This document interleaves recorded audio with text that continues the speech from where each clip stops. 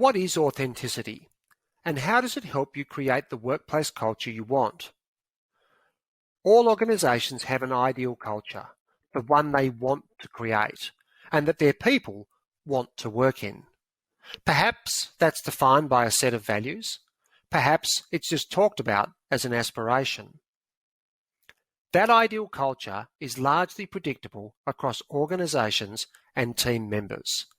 It includes achieving exceptional results, being a great place to work, and delivering meaningful outcomes for customers and users. Then there's the reality, the culture the organisation actually has. And there's always a gap. Sometimes it's big, sometimes less so. The key question, what creates that gap?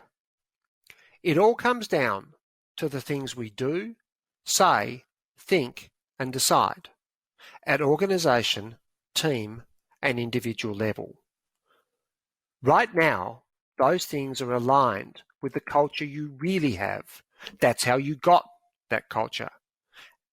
And if nothing changes, if you keep doing, saying, thinking, and deciding the same things, the culture will stay the same, which is not authentic.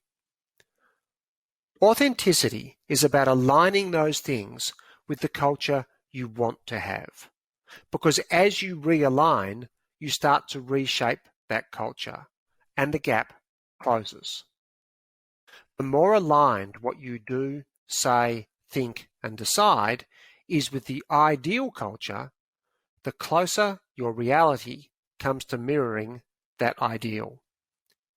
And that allows you to achieve the three things that should be priorities for every organisation: creating exceptional workplace experiences for team members, delivering outstanding outcomes for customers, clients, and users, and achieving sustainable excellence in bottom line results, whatever metrics you measure them on in your organisation.